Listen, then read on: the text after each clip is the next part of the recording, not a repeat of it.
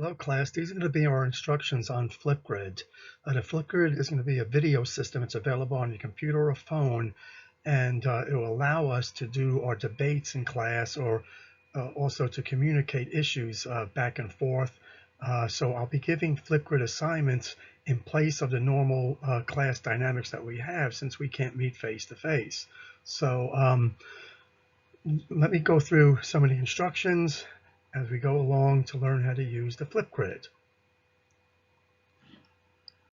So before you can do anything on Flipgrid using your computer or your phone, and you can see the logo here for Flipgrid, so you know when you get to the official website, and you're going to learn about this little logo too once you get familiar with using Flipgrid.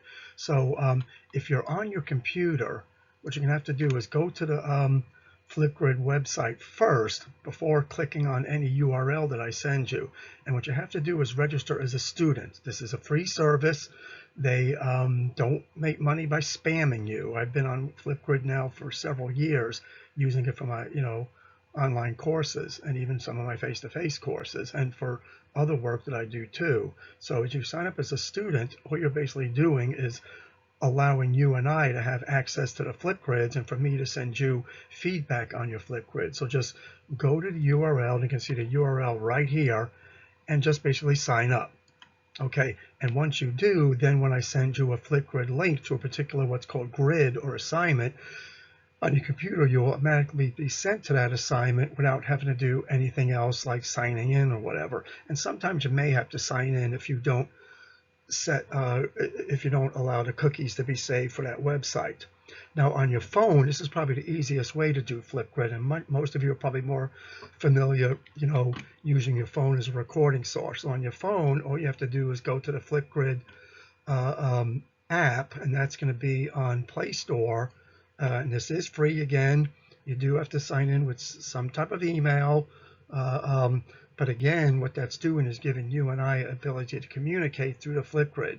As I grade your Flipgrid assignments, that email, my comments go to that email. So use an email that you will be checking, and it is active. So on Flipgrid on the phone, you could either open up your mail or D2L on your phone and then go to the Flipgrid link directly, or type the Flipgrid into the Flipgrid app on your phone. But it's pretty easy to access, and once you get using it, it's very, very simple software. So what is the Flipgrid going to look like once you come to the site? So usually what you're going to see with the Flipgrid is you're going to come across the assignment name with the title. Okay, and this is just a demonstration. Okay, you'll see the title, what's called the grid, the minor grid, or a particular assignment, because sometimes within one major title or one major topic, which is here, you'll see one or two minor topics. And how do you find those minor topics?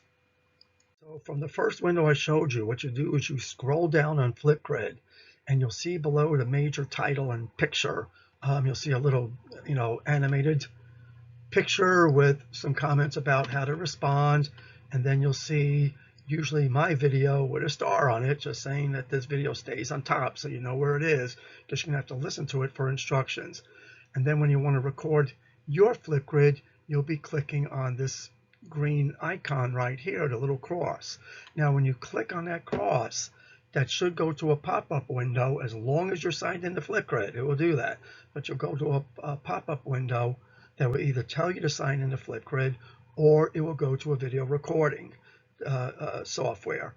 Now, in order for that software to work, make sure that your computer has permission, for Flipgrid to access your camera and your microphone. So this is to be very important. You have everything set up ahead of time, and usually what Flipgrid would do is, if it can't get access to your camera or microphone, it will tell you how to go about doing that.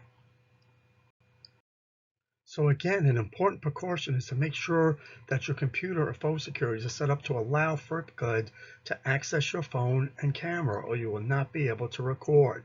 So please, before you start doing this, again, make sure that you test your camera first And Flipgrid also allows you to look at the settings. So again, this shouldn't be a difficult task, and I'm looking forward to seeing your videos.